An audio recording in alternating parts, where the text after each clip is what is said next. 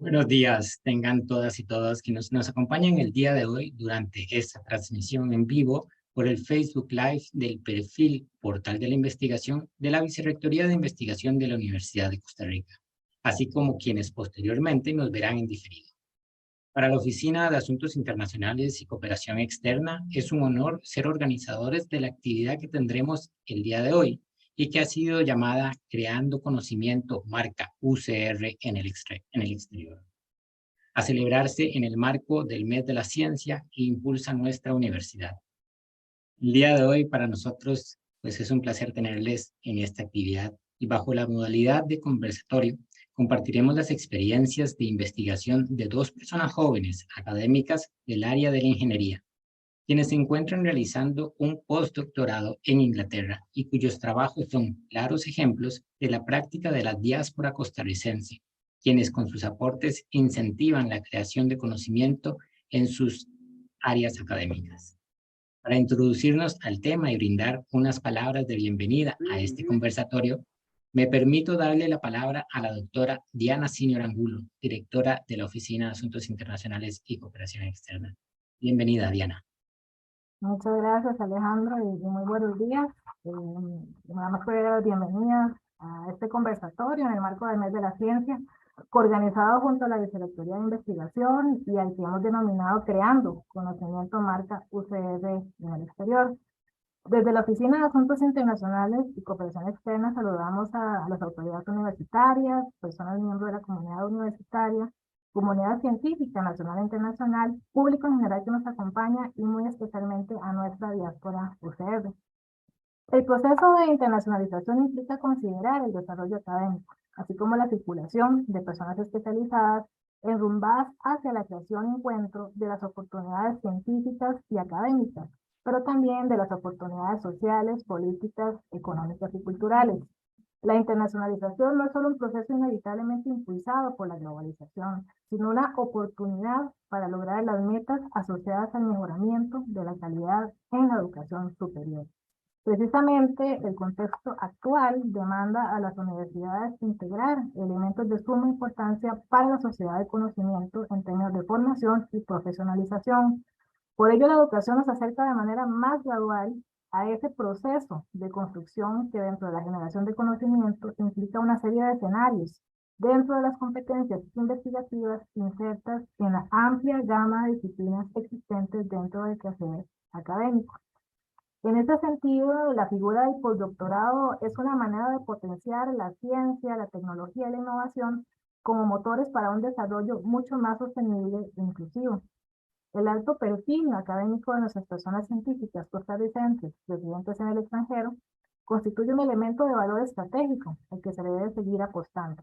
Y es que a diferencia de otras naciones, Costa Rica, la diáspora científica y la que se encuentra sobre todo realizando estudios en el extranjero, no se reduce a un tema de números, sino que constituye un tema sobre todo de calidad, al unir a un selecto grupo de jóvenes profesionales de una sólida preparación académica.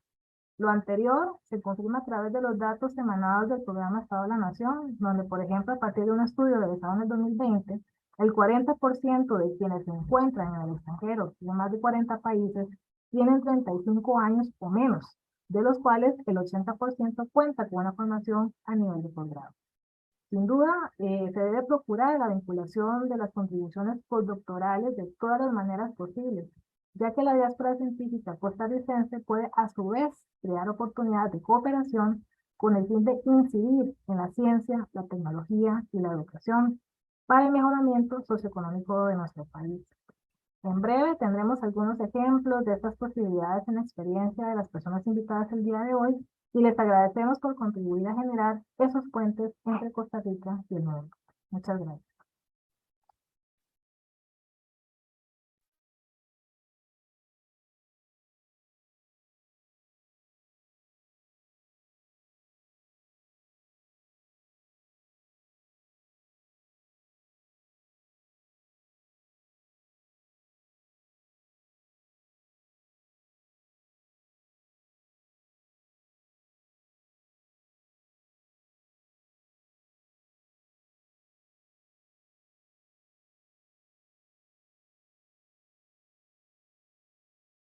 Muchísimas gracias, Diana, por esas amables palabras. Realmente para nosotros es muy valioso y efectivamente la importancia que se da en estos momentos.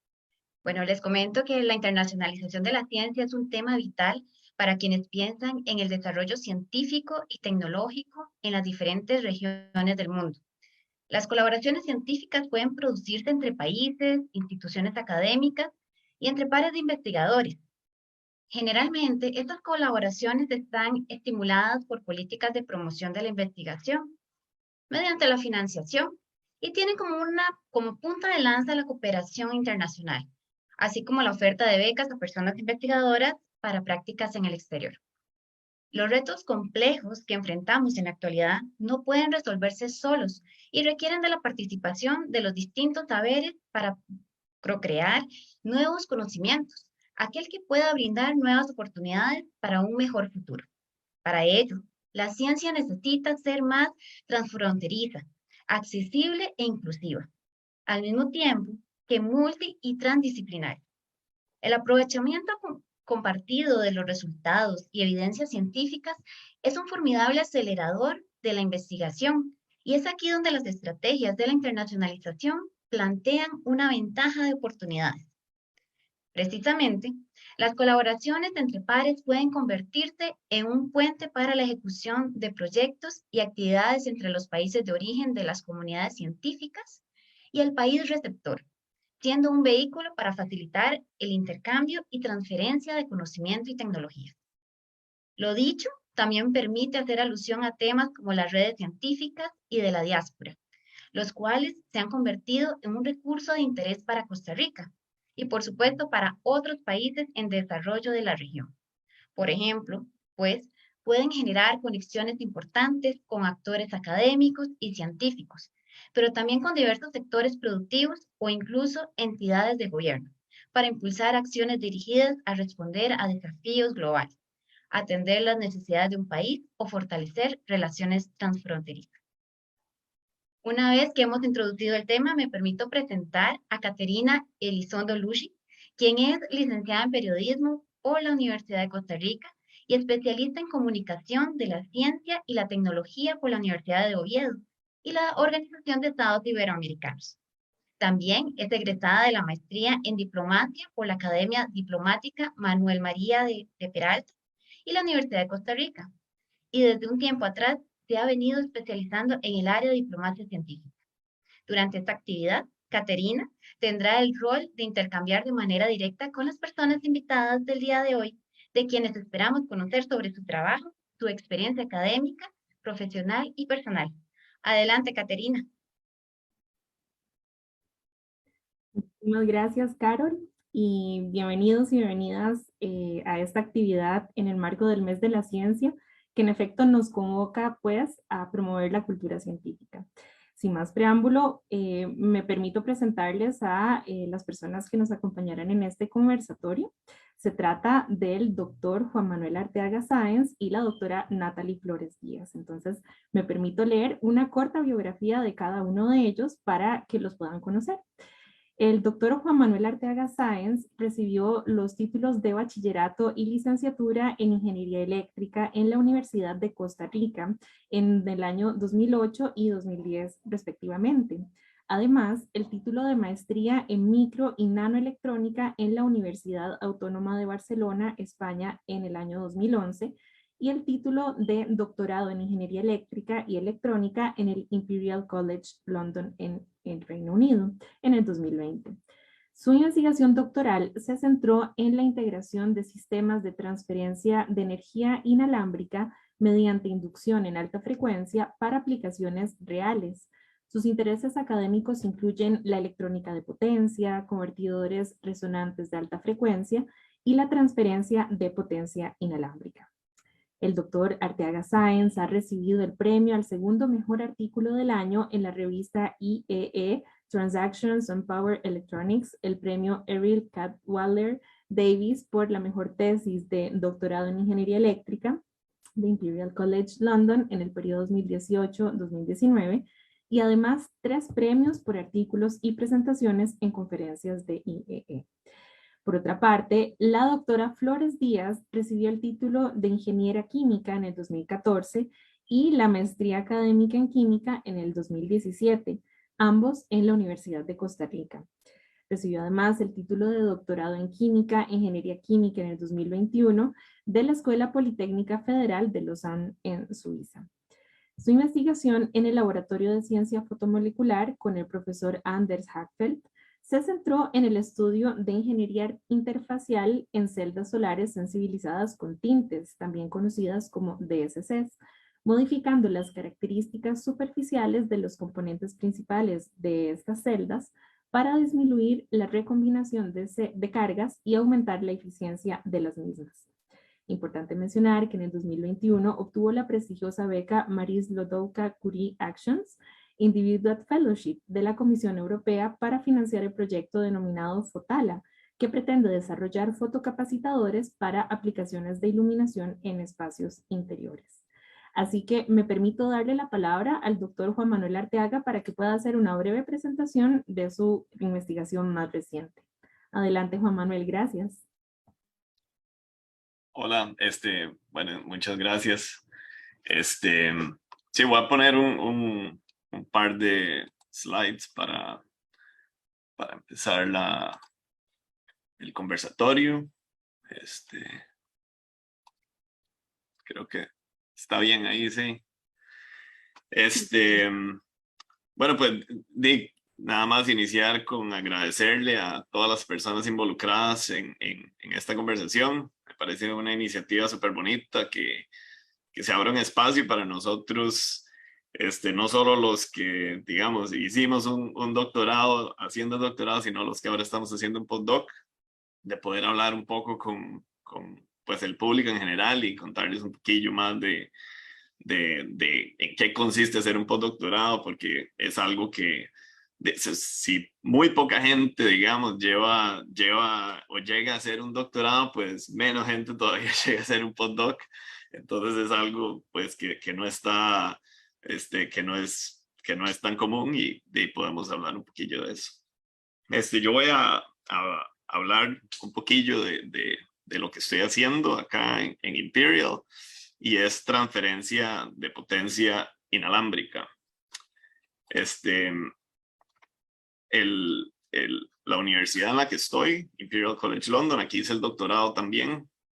Yo terminé el doctorado justo cuando empezó la pandemia. Entonces fue de hecho en febrero del 2020 donde empecé a hacer el postdoc, ¿verdad? Y un mes después estábamos todos trabajando desde la casa. Y como pueden ver aquí en la cámara, en el fondo mío, yo estoy ahora en el laboratorio, ¿verdad? El trabajo que hago es muy orientado a estar en el laboratorio y construir circuitos y hacer experimentos. Entonces esa parte de la pandemia pues fue un poquillo difícil para nosotros porque era como más bien agarrar todos los datos que habíamos hecho el año anterior y tratar de publicar papers, de tratar de traer fondos al grupo de investigación, etcétera. Entonces fue un cambio ahí un poquillo, ¿verdad? Un poquillo drástico por lo menos para la cultura del trabajo que hago yo acá. Imperial College London está en el puro centro de Londres, una zona muy bonita, Exhibition Road se llama. La universidad casi siempre está entre el top 10 o top 20 universidades del mundo en los rankings, si es que los rankings significan algo, la verdad. Y el grupo de investigación mío, ahí pueden ver la foto del resto de las personas en el laboratorio de transferencia de potencia inalámbrica. El director se llama Paul Mitchison y ahí estamos los demás, ¿verdad? Algunos son postdocs, otros son estudiantes de doctorado. Ya metiéndonos de lleno un poquillo en lo que es transferencia de potencia inalámbrica, ¿verdad? Todo es algo que pues se describe con principios físicos fundamentales, digamos. Los primeros experimentos que relatan lo que es la inducción magnética como tal se le atribuyen a Michael Faraday, ¿verdad? Él escribió un paper creo que fue en 1834, en donde él describe cómo haciendo unos experimentos, descubrió realmente que con un campo magnético, o tal vez con una fuerza magnética, todos los términos que se utilizaban antes eran diferentes, ¿verdad? Tomar en cuenta que en esa época ni siquiera se había descubierto el electrón como tal, ¿verdad? Entonces, explicar lo que es electricidad, entonces es muy difícil.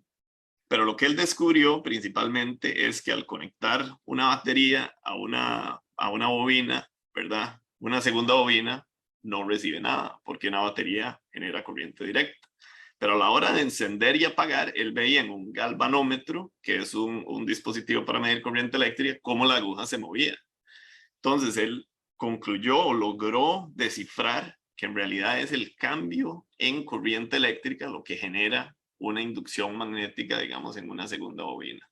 Entonces, cuando yo empecé a escribir la tesis, ¿verdad? El proceso de escribir la tesis de doctorado, ¿verdad? Es algo como muy bonito y uno dice, pucha, esto solo lo voy a hacer una vez en mi vida, espero. Me encontré en el edificio de electrónica aquí un galvanómetro, que es un equipo que ya no se usa, y leyendo el paper de Faraday dije, voy a reproducir los experimentos de Faraday. Entonces esa foto que está ahí a la derecha, en realidad es un experimento que hice yo con las bobinas de nosotros y de todo el equipo moderno, para tratar como de volver a ver cómo la aguja del galvanómetro se mueve cuando enciendo y apago la bobina con corriente directa. Entonces, digamos, dado eso, ese principio físico que es el cambio en corriente eléctrica en una bobina, lo que genera una tensión, un voltaje alterno, digamos, en una segunda bobina, ¿verdad? Ya podemos entrar un poquillo más de lleno en qué podemos hacer cuando el cambio o la velocidad, digamos, en la que estamos cambiando, la frecuencia, afecta qué podemos hacer con este proceso de inducción. Entonces, como pueden ver en la primera foto, eso es un transformador, que todos los transformadores en los postes y en las subestaciones y todo funcionan con el mismo principio, ¿verdad? Y eso, ustedes pueden ver cómo la frecuencia alterna, la frecuencia que sale en los enchufes, ¿verdad? Que es 60 Hz, uno puede trabajar con un transformador así y hacer una transferencia de potencia, digamos, de un primario a un secundario. Ahora, si la frecuencia la subimos a 85 kHz o a 100 kHz o algo así, podemos cargar el teléfono sin que haya el contacto eléctrico, ¿verdad? También podemos cargar cables eléctricos, es algo que todavía no es comercial, pero está muy desarrollado. Y en este experimento, que es muy interesante, en la foto que ven ahí, tal vez no se ve muy claro, pero a la izquierda hay una bobina y a la derecha hay una bobina con un bombillo. Ellos están transfiriendo como 60 watts a través de todo este grupo de investigación de MIT, que fueron como los que pusieron este tema tal vez a ser un poquito más popular, digamos, hace ya como 15, 20 años.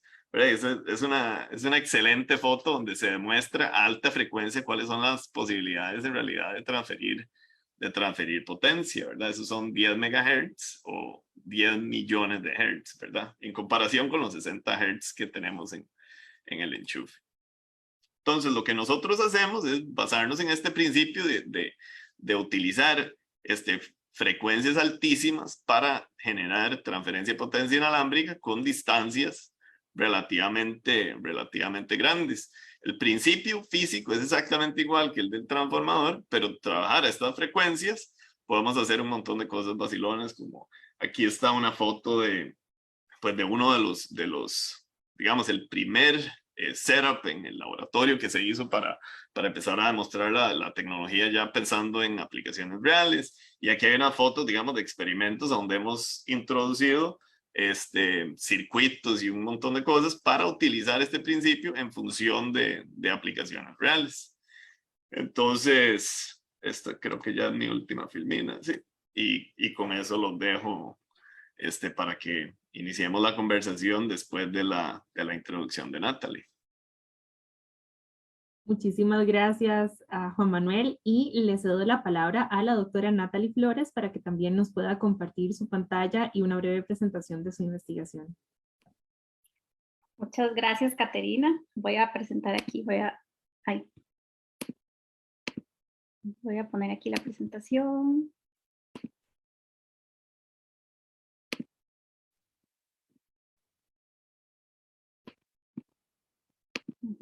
Listo. Y pues nada, igual que Juan Manuel, quisiera también agradecerle a todos los organizadores, porque la verdad esta es una oportunidad muy bonita para poder hablar sobre mi experiencia, tanto profesional como personal, de haber salido desde la Universidad de Costa Rica, ir a estudiar afuera, hacer un doctorado en una universidad buena, bueno, bastante buena, y después empezar la vida de investigadora independiente, que pues eso es lo que es ya empezar a hacer postdoc, es empezarse a tirar ya como investigador independiente. Y nada, muchísimas gracias. Yo les voy a comentar un poco sobre lo que yo hago, que son fotocapacitores para aplicaciones con luz de interiores, o sea, la luz que estoy usando yo aquí para iluminar mi cocina, aquí donde estoy, y eso es lo que nosotros hacemos.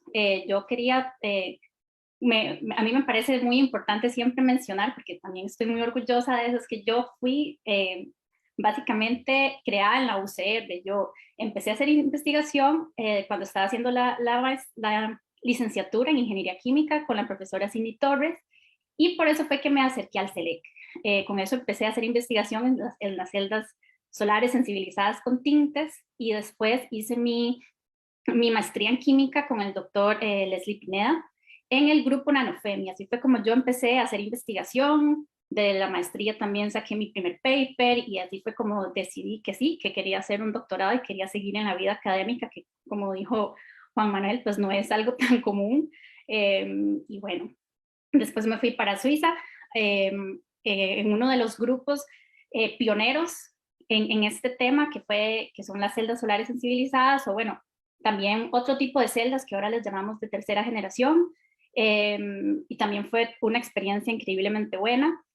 Y bueno, después de eso, ya como también mencionó Caterina, ya para seguir, después del doctorado lo que sigue, pues es, bueno, ser un postdoc, o sea que es un periodo corto normalmente, así se le llama pues al puesto, en el que uno hace investigación nada más, y nosotros aplicamos a varios grants para obtener fondos para poder hacer un proyecto en específico, este que les menciono, que se llama FOTALA, y nos dieron y logramos obtener un Marie Slowska-Curie Actions, que es una, por así decirlo, beca, en realidad son fondos sumamente reconocido en Europa, bueno, en realidad a nivel internacional, para trabajar en el laboratorio Freitag con la profesora Marina Freitag.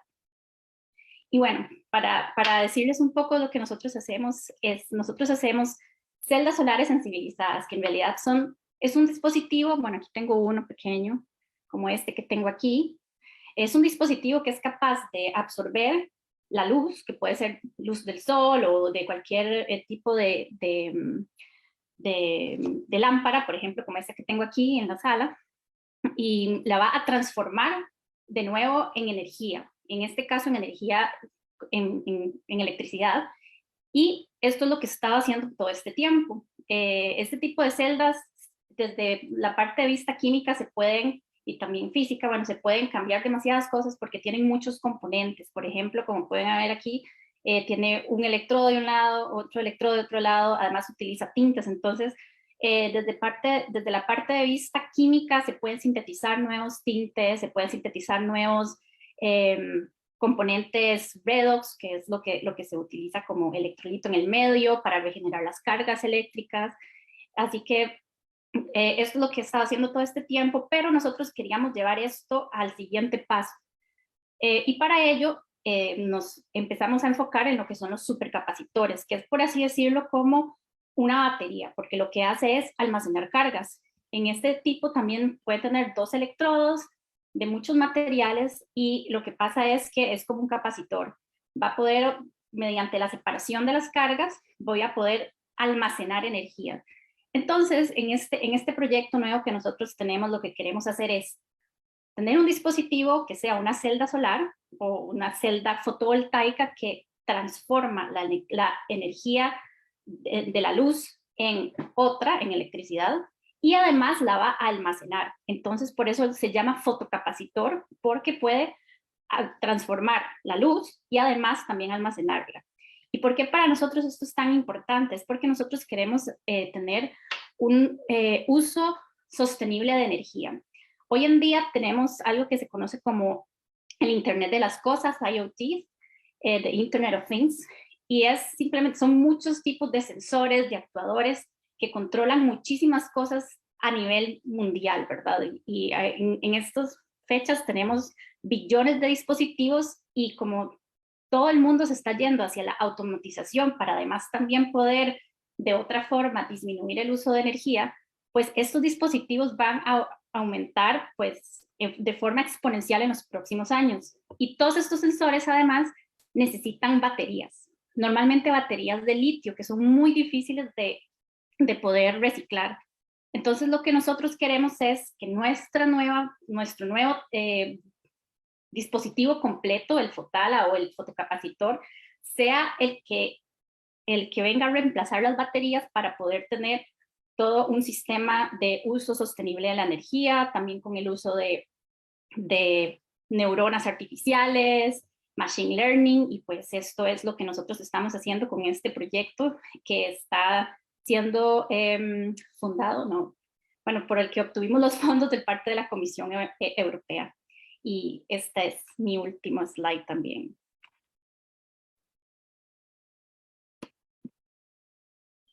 Perfecto, muchísimas gracias a la doctora Flores, y le voy a pedir pues al doctor Arteaga que también pueda abrir su cámara para que podamos empezar este conversatorio. En realidad esa va a ser la naturaleza de este espacio, que puedan contarnos y contar a las personas que nos están viendo o que nos verán, ¿verdad? Un poco tanto su experiencia profesional, pero también personal en esta trayectoria que han tenido tan exitosa y de la cual realmente nos da muchísimo orgullo poder comentarla hoy. Retomando un poco sus exposiciones y la historia de ustedes, ambos salieron de la Universidad de Costa Rica. Y me gustaría conocer, pues que nos puedan contar cómo es que la universidad inició tal vez pues en ustedes su interés por la ciencia y por la investigación, y de qué manera eso les abrió puertas, no solamente para continuar con su doctorado, que como ustedes bien mencionaron, no es de repente la decisión de todas las personas que optan pues por continuar sus estudios, pues es una capacitación de muy alto nivel, pero que además les ha incluso abierto otras puertas para su postdoctorado. Entonces, les doy la palabra para que nos puedan comentar. ¿Cómo puedes empezar? Fue hace mucho para mí. Sí, no, yo hice, bueno, aquí me encontré un supercapacitor para complementar a... Son muy útiles. Sí, yo me gradué en el 2008 de bachillerato y ahí no hice ningún tipo de investigación, y licenciatura fue digamos, mi tesis de licenciatura fue más que todo, o sea, no era como investigación de alto nivel, sino que era como organizar cosas, ¿verdad? Como agarrar cuestiones que existen y encontrar nuevas aplicaciones y buscar como diferentes posibilidades con cosas que ya existen. Yo volví a la universidad en el 2013 después como profesor, y digamos que ahí sí ya venía con toda la intención, ¿verdad? De empezar a trabajar como docente y como investigador. Entonces, obviamente no tenía mucha experiencia en la parte de investigación porque estaba trabajando por fuera, pero es algo que yo creo que en la UCR a uno siempre se le pone la espinita, digamos, de buscar, digamos, en los mismos proyectos de la U, uno dice, crean ideas, ¿cómo puedo mejorar esto? ¿Qué será lo mejor que existe, verdad? Entonces, estar digamos, estar ahí en primer plano de buscar hacer cosas nuevas en cuanto a la tecnología siempre es algo súper atractivo. Entonces, ahí fue, digamos, a donde empezó para mí. Ya viniéndome a hacer el doctorado, ahí sí fue cuando ya entré de lleno en hacer investigación full time. Bueno, en mi caso sí fue en la UCR cuando estaba terminando la licenciatura. Eso sí fue así muy random, bueno, como decirles, fue muy espontáneo, que la profesora Cindy, que también estaba trabajando en el SELEC, me dijo, ¿no quieres hacer la tesis conmigo? Tengo este tema. Y así fue como me acerqué. Después me quedé también haciendo la maestría con Leslie ahí también, con el profesor Leslie Pineda. Y por eso, bueno, yo le tengo un cariño muy, muy especial al SELEC también, porque ahí fue donde yo empecé a acercarme siempre a muchas charlas, conferencias. Ahí fue donde empecé como todo el acercamiento a la parte científica. Yo decía, wow, sí, yo quiero esto, me encanta. Hay muchas cosas que tal vez no entiendo, pero tal vez es porque venía de otro background donde era muy ingenieril, tal vez no enfocado a la investigación, pero después me di cuenta que, bueno, después de estar inmersa en algo full científico, hacía que ya después pudiera entender y pudiera generar más preguntas, y así fue como dije, bueno, sí, la verdad es que lo mío es seguir en la academia, ver cómo me puedo ir afuera, y también se dio la oportunidad con la parte de READER, porque yo me fui con una beca de READER, que es la red de eficiencia energética y energías renovables, y así fue como empecé en el SELEC también, en la UCR en realidad. Excelente. Bueno, y saben que nos están consultando, que nos están pidiendo que nos vayamos incluso un poquito más para atrás sobre cuál fue incluso ese interés que les despertó estudiar ciencia. Entonces, yo no sé si nos pueden contar brevemente también esa parte vocacional, cómo es que llegaron al área en la que estudiaron en la Universidad de Costa Rica. Pues no es una decisión tan sencilla, ¿verdad? Sí, ahí tal vez le toca a Natalie empezar. En mi caso fue un poco, yo creo que cuando uno está joven uno tampoco sabe bien lo que quiere.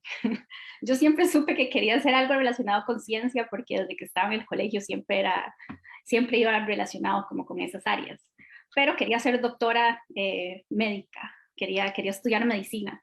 Pero en ese entonces me faltaron unos puntos para el corte de ese año que estuvo súper alto, y entonces tuve que buscar algo alternativo y siempre pensaba, bueno, después me paso a medicina, pero haciendo como todos estos tests que le dan a uno en la UCR para ver, ¿cómo se llama esto?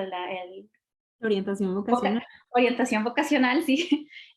Pues me salieron varias opciones, química, siempre era todo relacionado con química, ingeniería química, microbiología, y dije, bueno, vamos a ingeniería química, y al principio no estaba muy, muy convencida, pero ya después de 2 años dije, sí, la verdad sí me gusta. También vi que me gustaba muchísimo la química también, y que eran muy diferentes, y por eso es que yo tengo una mezcla muy extraña entre química y ingeniería química por un lado, y después los dos juntos, y sí, fue un poco, no fue que desde el principio quería hacer eso, creo que la vida me fue llevando a eso, pero siempre desde pequeña, no sé, yo quería ser doctora de algo. Y lo logró. Juan Manuel. Sí, no, en mi caso, desde chiquitillo me encantaba jugar con Legos y no seguir las instrucciones, sino que yo agarraba los Legos y me inventaba un carrito o algo así digamos, de la nada. Y sí, en el colegio yo no estudiaba mucho, pero mate estudiaba 0, y en física y me iba súper bien, me parecía súper fácil. Entonces, en cambio, estudios sociales y español era que va fatal. Entonces era obvio que yo me iba a ir por el lado de los números. Sí. Y ya a la hora, o sea, yo en realidad decidí estudiar eléctrica haciendo fila, porque en esa época había que hacer fila para ir a inscribirse en la carrera, y estaba entre meca y eléctrica. Y yo di, pongamos eléctrica primero y mecánica segundo, y ahí, y ahí me fui. Pero Excelente. sí, como dice Natalie, uno a esas edades, ¿verdad? Uno no puede esperar saber realmente, uno ni siquiera sabe lo que es ingeniería química. Yo todavía no sé muy bien qué es ingeniería química. pero Vamos a tener otro no, o sea, uno, de repente. sí, y uno le encuentra el gusto, digamos, a lo que está haciendo, y después se vuelve súper interesante. Y independientemente de cuál ingeniería o cuál ciencia, en realidad, yo creo que al fin y al cabo uno termina encontrando qué parte, digamos, de esa área es la que uno le gusta, ¿verdad? Porque cada una de esas áreas es inmensa, ¿verdad? Ingeniería eléctrica tiene de computadoras, sistemas digitales, sistemas analógicos, radio, ¿verdad? Potencia, electrónica de potencia, que es lo que hago yo, ¿verdad? Entonces, Sí, y hay cosas, por ejemplo, que digamos, si yo me voy muy del lado de baterías y celdas, entonces ya ahí uno empieza a colaborar o a irse, digamos, a la parte donde yo necesito saber algo de química para contribuir acá. Y entonces ahí empieza uno a hablar con personas de ingeniería química, entonces digamos que empieza ese intercambio de ideas y tampoco es así, tampoco es que es una división, ¿verdad? Súper tajante entre física e ingeniería eléctrica o entre ingeniería química e ingeniería eléctrica, siempre hay áreas en todas esas ingenierías que terminan amoldándose. Entonces yo creo que igual si uno en esta área escoge mal al principio, la vida lo va a ir tendiendo hacia donde uno tenía que ir y todo bien.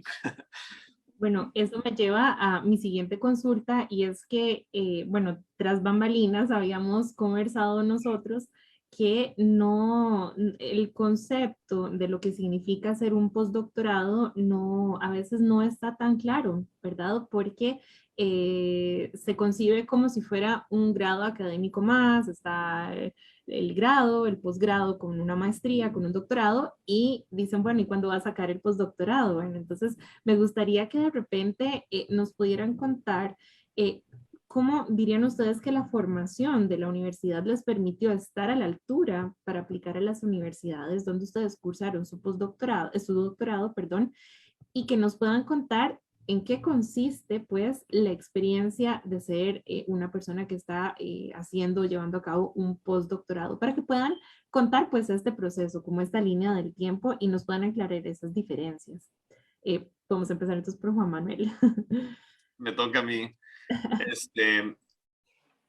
Sí, bueno, con respecto a la formación que uno tiene en la UCR, digo, uno está a la altura de alguien que hace su grado en MIT o aquí en Imperial o en cualquier lado. O sea, uno no se tiene que sentir menos para nada, ¿verdad? Porque o sea, los libros que usa uno es exactamente lo mismo, los planes de estudio son relativamente similares, incluso yo diría, o sea, para mí digamos, el grado en Costa Rica es mejor que acá. El de acá son 3 años, en Costa Rica es 4 si lo hace a tiempo, que es casi que imposible, ¿verdad?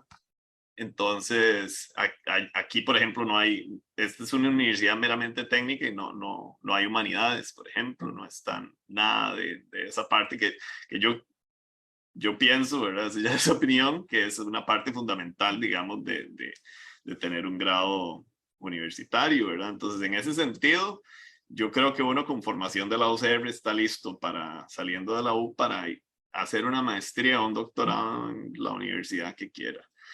Y después, en cuanto a postdoctorado, sí, de hecho, yo casi que cuando me vine a hacer doctorado no sabía bien que era un postdoctorado. Y en realidad uno cuando termina el doctorado le dan un título, ¿verdad? Y ahí se acaba, digamos, lo que es la formación académica. El postdoctorado es investigación, que uno tiene que conseguir los fondos para financiar todo lo que uno necesita y el salario, digamos, de uno, ¿verdad? Entonces, es una cuestión completamente ajena a un estudio. Eso es un empleo temporal en el cual uno se enfoca en hacer investigación en un área o en algo que nunca se ha analizado, que nunca se ha investigado, ¿verdad? Hay que encontrar algo que sea realmente nuevo porque si no, no vale la pena, ¿verdad? Y es eso, o sea, es sencillamente eso, ¿verdad? Uno, por lo general, o sea, obviamente para hacer un postdoc, primero hay que hacer un doctorado, entonces al hacer el doctorado uno ya encuentra una línea de investigación muy clara, ¿verdad? Ya el hecho de no haber terminado un doctorado implica, ¿verdad? Que uno ha contribuido con la ciencia, por eso es Doctor in Philosophy, ¿verdad? Porque uno es un doctorado en filosofía, en teoría, porque ha contribuido con la ciencia, ¿verdad? Entonces uno ya tiene como un criterio para llevar una investigación a un área que nunca se ha investigado. Entonces es eso, ¿verdad? Uno tiene que hacer una propuesta de quiero investigar esto, esto y esto y escribir un texto muy bonito en el que uno va a convencer a alguna institución a decirle esto vale la pena invertir para que esta persona haga investigación en esto y el mundo va a ser un mejor lugar después de que esa persona haga investigación en ese sentido. Natalie, quisieras complementar también. No es lo mismo, más que me dio gracia que el mundo iba a ser mejor. Sí, pues sí, básicamente, bueno, la parte de estar, de sentirse preparado para estudiar en una universidad de alto nivel, como Imperial o el EPFL, que también siempre está entre las más reconocidas de acá, yo no sentí ninguna diferencia y más bien a veces sentía que más bien en Costa Rica es más riguroso. Por ejemplo, en mi caso, yo hice la maestría académica en química y los requisitos jamás se comparan con los que hacen algunos estudiantes acá, que en un año hacen la maestría, hacen un proyecto de investigación por, no sé, unas cuantas semanas, son como 6, mientras por lo menos el programa de maestría que yo hice tenía un componente casi de un año completo de investigación. Por ello, al final pude sacar un artículo, digamos. Así que a mí me parece que la UCR lo prepara uno súper bien y le abre las puertas también para que uno pueda salir a cualquier otro lado. O sea, esa parte para mí, yo no hay ninguna diferencia, más bien me parece que la UCR tiene una rigurosidad bastante alta. Y en la parte del postdoctorado, pues sí, simplemente es como se llama el puesto, así le explico yo a la gente. Es como que yo sea, como que esté en una empresa y me pasen de ser ingeniera a ingeniería senior, no sé. Así es como se llama el puesto. Entonces, también yo le digo a la gente, es como, después uno tiene como ciertos tipos, si uno se queda en la academia, ciertos tipos en la vida donde puede tener algo como muy estable, que es mientras está haciendo el doctorado, ya usted sabe normalmente que tiene ese tiempo ahí para hacer su doctorado, para estudiar, normalmente tiene los fondos y ahí está uno tranquilito, bueno, no tanto, pero haciendo sus cosas.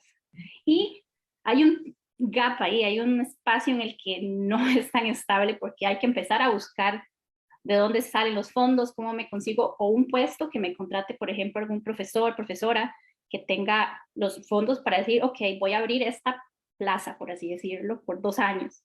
O yo me los busco yo sola y aplico aquí, aquí, allá, a ver en dónde me dan los fondos, que eso fue lo que nosotros empezamos a hacer cuando ya estaba terminando el doctorado, aplicamos a 2, una la rechazaron y la otra nos la dieron, así que fue bastante bueno.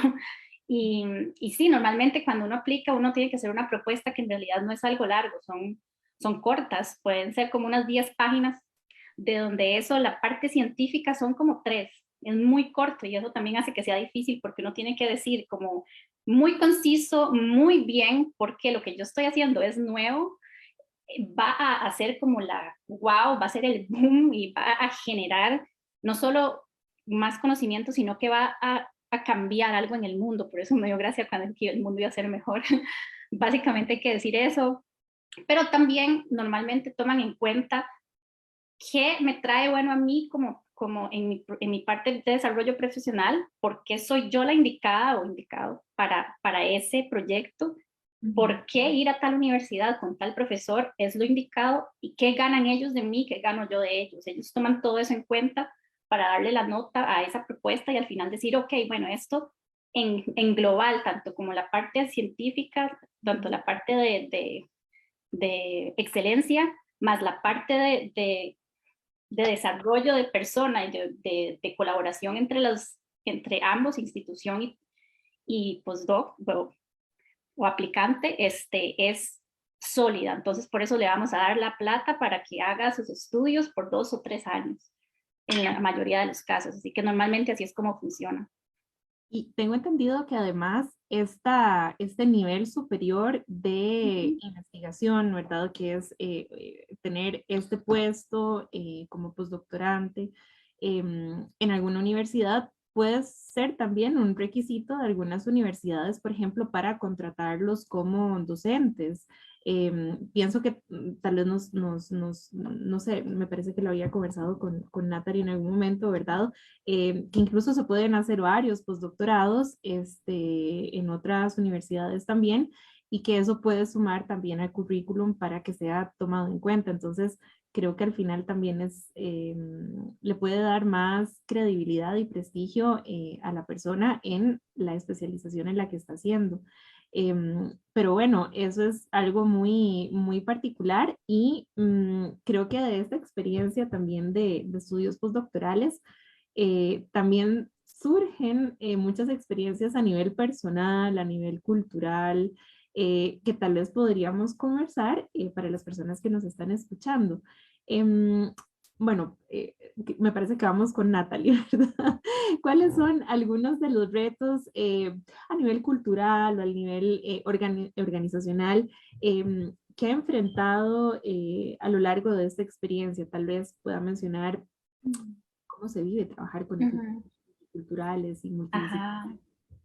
Pues yo creo que retos así a nivel cultural, tal vez a veces la barrera del idioma puede ser una. Por ejemplo, yo cuando me fui a Suiza no hablaba francés, yo estaba en la parte de habla francesa y la mayoría de gente, bueno, en lo que era la universidad no había ningún problema, todos hablábamos en inglés, toda la parte de administrativa no había ningún problema. Ya tal vez para vivir afuera sí es un poco más difícil porque la gente no te va a hablar en inglés, todo era en francés. Esa fue como tal vez la barrera cultural, porque creo que en Costa Rica somos muy occidentales, entonces tenemos todos como una cultura muy similar en ciertas cosas, que todos hacemos de una forma similar. Más que todas las barreras, pienso que es a la hora de colaborar con personas que vienen de otros lugares del mundo, por ejemplo, no sé, de Asia, de África. Ahí sí hay una barrera no solo de idioma, sino cultural súper grande, entonces cuesta mucho entender qué es lo que está diciendo. A veces decimos lo mismo en diferentes formas o cosas así, pero además eso también es súper enriquecedor, digamos, aprender de todas las partes de cultura. Obviamente cuando uno se va a otro país también aprende la cultura de ese país en específico, no sé, en mi caso Suiza, ahora aquí en Inglaterra, una cultura muy diferente, pero para nosotros viniendo de Costa Rica es muy fácil acoplarnos. No sé qué piensa Juan Manuel. Sí. No, yo coincido 100%. La barrera cultural es más que todo cuando uno tiene colegas, por ejemplo, a mí no me tocó, pero aquí hay digamos, unas aulas enormes a donde se sientan como 20 estudiantes de doctorado a hacer su investigación con su escritorio y sus computadoras, etcétera. Y yo veía los correos, digamos, a donde envían correos al público en general diciendo como los protocolos culturales de Occidente de cómo comportarse, por ponerlo de una forma políticamente correcta. Pero sí, algunas cosas que son comunes tal vez en otras culturas, pero tal vez en culturas occidentales no tanto. Pero sí, la cultura aquí en Inglaterra es prácticamente, es muy similar. Y la maestría yo la hice en España, entonces igual. Da un poquito más de confianza de repente cuando se domina el idioma, pero no es imposible. Que además me imagino que a ese nivel de especialización y también de profundidad en los estudios se trata también de un idioma mucho más técnico, ¿verdad? Entonces también debe haber como una curva de aprendizaje importante para poder empezar. Nos preguntan también con respecto a esas experiencias, siempre en la línea de lo cultural y de lo personal, de adentrarse en otros ambientes, en otros espacios, como es, por ejemplo, estar codo a codo con otras personas, igualmente con otros postdoctorados o incluso con personas de mayor formación. ¿Cómo es ir, por ejemplo, a presentar sus resultados a un congreso, a un simposio? ¿Cómo se preparan, por ejemplo, para esos retos académicos, pero también a nivel personal? Juan Manuel. Me toca a mí. Sí, eso es, uno se expone a eso, digamos, cuando empieza con el doctorado. De hecho, haber dado clases en la UCR antes de hacer el doctorado es súper bueno porque uno está mucho más relajado, digamos, a la hora de hacer una presentación o de presentar un póster o algo así.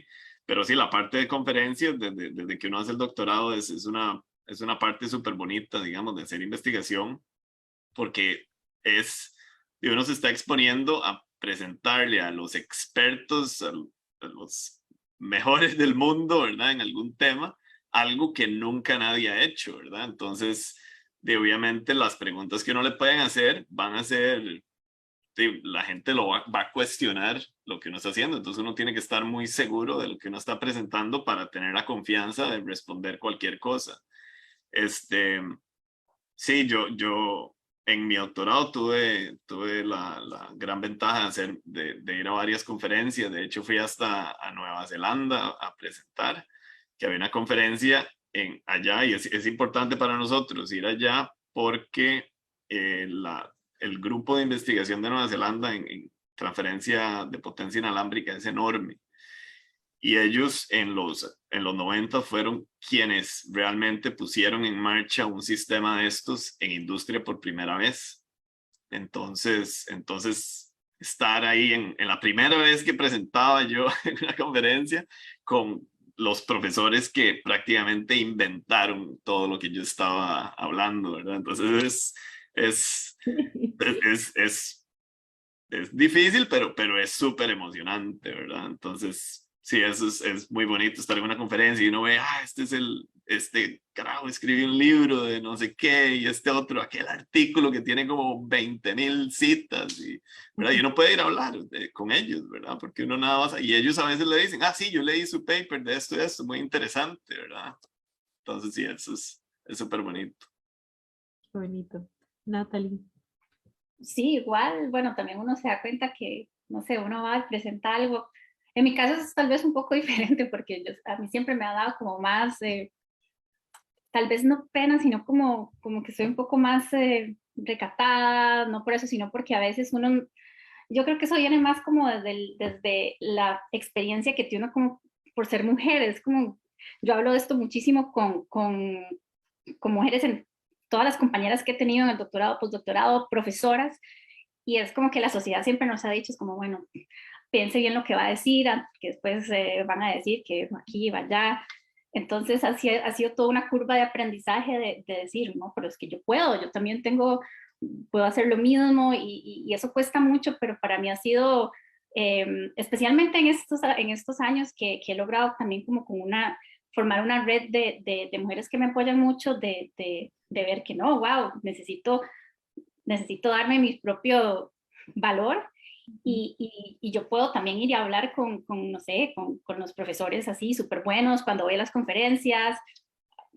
Para mí fue toda una curva de aprendizaje, porque al principio me daba todavía más como decía, uy, no, es que después digo algo que no está bien, pero ha sido también muy interesante porque uno va y después habla con ellos y se da cuenta, wow, sí, es como una estrella en esta área específica, pero sigue siendo una persona normal.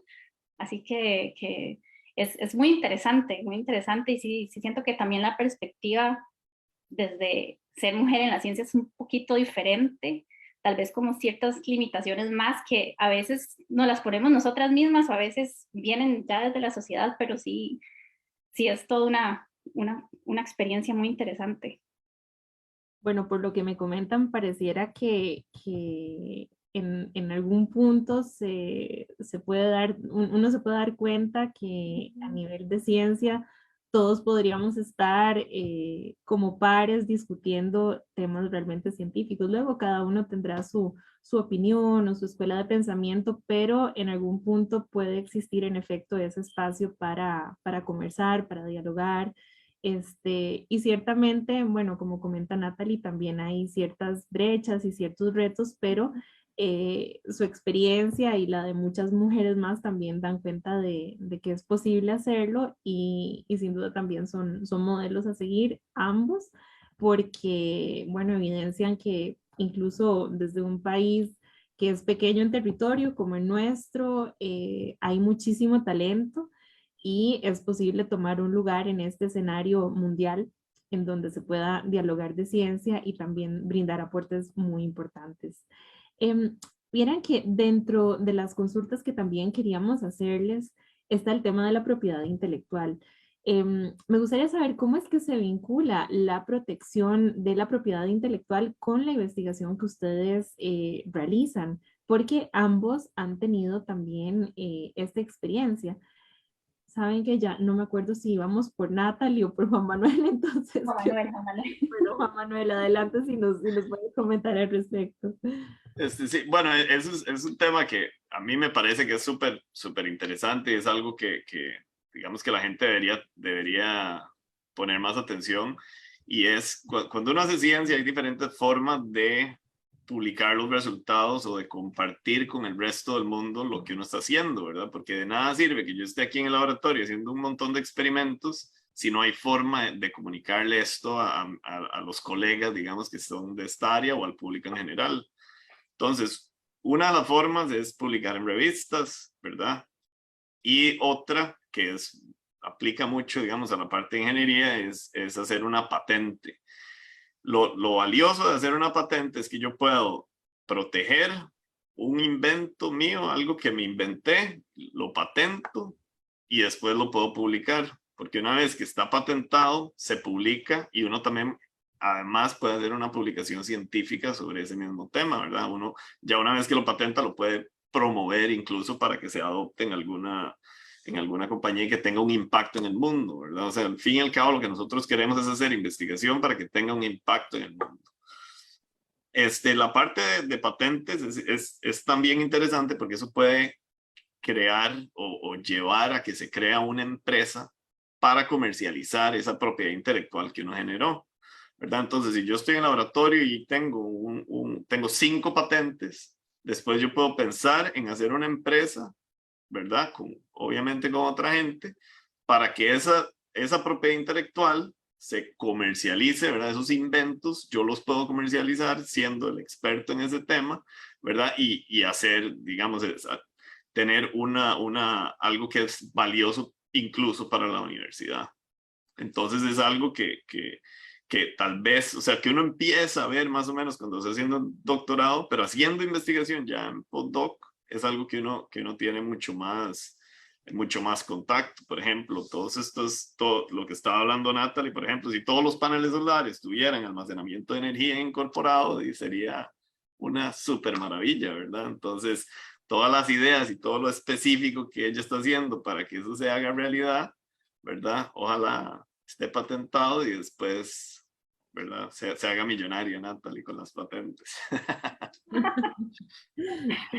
Bueno, nosotros no lo hemos patentado todavía, pero hemos estado hablando de ya poner parte de los resultados y poner la patente por medio también de la universidad, porque normalmente algunas universidades también se dejan te ayudan con toda la parte de los abogados, de cubrir los gastos, porque las patentes también cuestan cierta cantidad de dinero y entonces ellos cubren esto y le queda cierta parte del porcentaje de si hubieran ganancias o de la patente a la universidad y otra parte a los investigadores. Entonces estamos prontos a hacer algo parecido. Sí.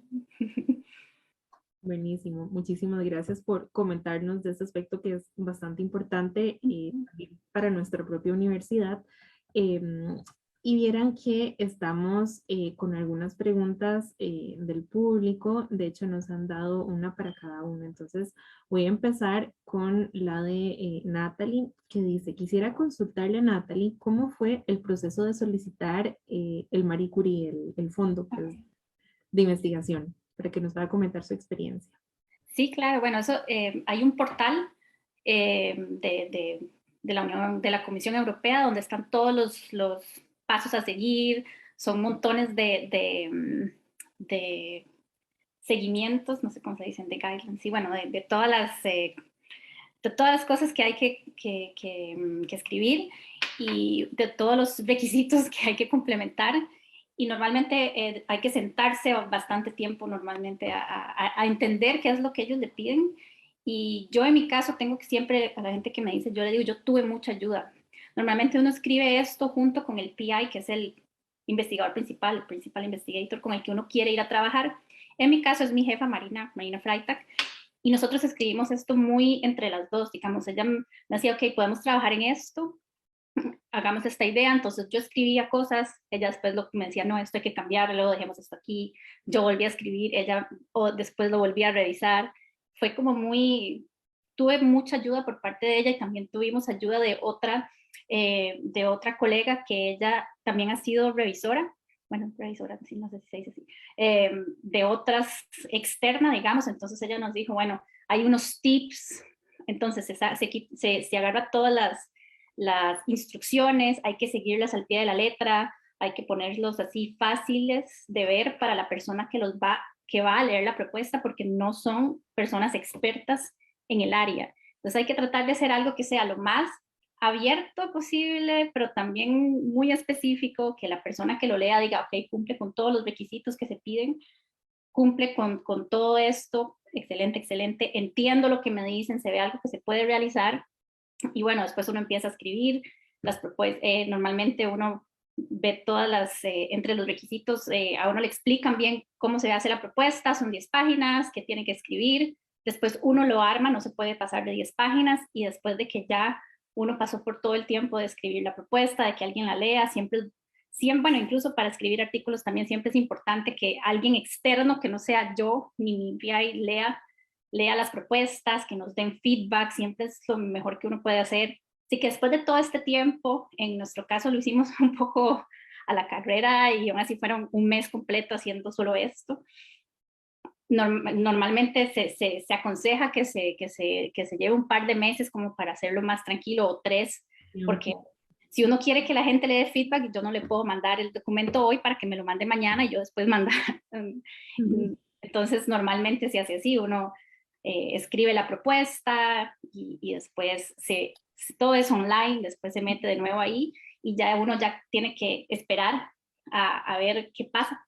Se concursan pero miles de personas a nivel internacional, y se espera, no sé, son como 4 meses a que a uno le digan, bueno, ya se hizo todo este proceso, porque siempre hay pares, las propuestas se le mandan como a 3 personas externas que lo leen, después dan su criterio, y si pasa ciertos requisitos, se vuelven a sentar otras personas y dicen, ok, estos referees dijeron que sí, vamos a ver ahora nosotros estos otros, y ya después dan una nota. Excelente. Por cierto, su profesora Marina Freitag, que estará en un tiempo aquí en Costa Rica, en el TEC, ¿verdad? Como profesora visitante. Sí. Tengo una pregunta para Juan Manuel, la voy a leer. Dice, cuando participó en la pasantía de Erasmus en Heinz, siendo estudiante, visualizó, me disculpo porque tengo un helicóptero que está pasando en este momento. Cuando participó en la pasantía de Erasmus en Hayes, siendo estudiante, visualizó las oportunidades que la internacionalización le traería a futuro, no solo en la docencia, sino además en la investigación, y qué impacto podría tener para procesos futuros. Bueno, la beca Enhance yo la tuve para hacer maestría, no como parte de mi grado. Y sí, eso, yo creo que el primer contacto académico en el exterior a uno siempre lo marca, ¿verdad? Y sí, claro, ¿verdad? Ya después de eso, yo después volví a Costa Rica, conseguí un trabajo y siempre tuve esas ganas de volver a la U y de después pensar en hacer un doctorado, de hacer investigación. Entonces, definitivamente yo sí creo que esa fue la semilla, digamos, de que me impulsó a mí a venirme para acá a hacer el doctorado. Bueno, todo tiene un inicio y la verdad es que qué dicha que existen esas oportunidades para que nos las puedan comentar. Fíjense que ya estamos llegando al cierre de esta actividad, de modo que como la estamos enmarcando en el mes de la ciencia, me gustaría pedirles a cada uno una reflexión final en la que nos puedan comentar cómo incluso a nivel de postdoctorado es posible vincular sus investigaciones con la divulgación científica para público no científico y la colaboración con otros equipos interdisciplinarios. Entonces, si de repente también quieren dejar un mensaje para las personas que tal vez en este momento están pensándolo en cómo se pueden involucrar con esos procesos ya después del doctorado, entonces también lo pueden hacer. Adelante, Natalie. Sí, claro. Uno desde su investigación siempre puede también tratar de acercarse a la comunidad científica, y también comentábamos que incluso hace un mes estuvimos en Londres en la exhibición de ciencias que hacen todos los años, explicándole al público en general, digamos, lo que nosotros hicimos. Tuvimos una experiencia muy bonita, hicimos como 1533 celdas solares que la gente las hacía con algo muy simple. Obviamente no es lo que nosotros hacemos en el laboratorio, pero se diseñó algo para que ellos entendieran el principio, así que hacían sus celdas solares usando moras. y lo hicieron personas de todas las edades, personas mayores, adultos mayores que se emocionaban demasiado con todo lo que uno hacía, o niños súper pequeños. Y a mí esto me parece un intercambio súper bueno. En el Select también hicimos varias actividades de este tipo, con shows de química y este tipo de actividades que siempre, que a mí me gusta pensar que le ayuda a la gente a decidirse de, oh, bueno, la ciencia es divertida, es muy interesante, que chiva hacer esto, tal vez yo quiera irme por ese lado también. Entonces, eso sería como lo que yo pienso. Muchas gracias, Juan Manuel. Sí, de mi parte, yo también he tenido experiencias de ir a presentar aquí. Fui una vez a Cheltenham, que hay un festival anual de ciencia, y más que todo son niños que llegan ¿verdad? A ver lo que está haciendo uno, y sí, es muy bonito. Y yo el mensaje que le daría a la gente es que no tengan miedo, que se atrevan a buscar. No es tan difícil en realidad buscar oportunidades, y también existe la gente como Natalie o como yo, que somos personas accesibles y nos pueden mandar un correo, y verdad, uno nunca sabe, verdad. De hecho, cuando yo me fui a hacer la maestría a Enhance, yo me enteré de eso porque le mandé un correo a un profe mío de la U. No sabe nada de algo, que haya una maestría o algo así, que estoy interesado, después de un par de años de trabajar, y me dijo, tome, mande, aplique esto, ¿verdad? Entonces sí, a veces uno le da miedo como mandar un correo, hacer un contacto, buscar y decir, realmente esto lo puedo hacer. Y eso de uno de salir de la UCR, uno está preparado para lo que sea en realidad. Entonces, eso sería. Muchísimas gracias. Y bueno, y es que en efecto ambos han tenido la posibilidad de mantenerse muy vinculados, por lo menos con la comunidad de la UCR, ¿verdad? Con estudiantes y con docentes y otros equipos de investigación. Así que eso también es una motivación para que quienes nos están escuchando puedan contactarlos y de repente pues formar nuevas alianzas. Les agradezco muchísimo a ambos. Les doy la palabra a mi compañero Alejandro Morales para que pueda hacer el cierre de esta actividad.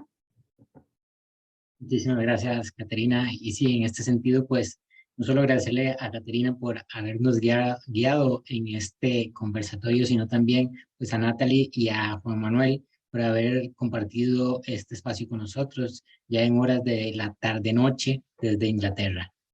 Como cierre de esta actividad, pues resulta destacable mencionar que durante el conversatorio ha quedado en evidencia cómo la Universidad de Costa Rica, a través de sus profesionales y la formación que imparte, y que lo han dejado muy claro ambos el día de hoy, impacta en el posicionamiento de la ciencia en el exterior. Asimismo, se ha permitido visualizar la importancia de la construcción del conocimiento científico para atender los retos del presente y del mañana. La ciencia, sin duda, resulta de un proceso reflexivo en el que se involucran saberes y equipos de trabajo, a veces de muy diversas latitudes, como nos han comentado el día de hoy, y que, claro, no conoce fronteras. Les recordamos a las personas que nos están viendo que la grabación de este conversatorio quedará en redes sociales, como también más adelante podrá ser consultado en el canal YouTube, abro comillas, Vicerrectoría de Investigación, cierro comillas. Les invitamos a que continúen atentos y atentas a las actividades programadas desde nuestra universidad en el marco del Mes de la Ciencia, y especialmente hago una invitación particular a que nos acompañen en la Semana de la Diáspora UCR, Puentes UCR con el Mundo, que celebraremos del 22 al 26 de agosto del presente por parte de la Oficina de Asuntos Internacionales y Cooperación Externa. Justamente las iniciativas en el marco de esta semana serán divulgadas desde el perfil en Facebook de nuestra oficina. Tengan todas y todos una muy buena mañana, muy buena tarde y también buenas noches próximas a Juan Manuel y Natalie, a aquellas personas que también nos han seguido desde vía remota, en línea y acompañándonos también durante este encuentro.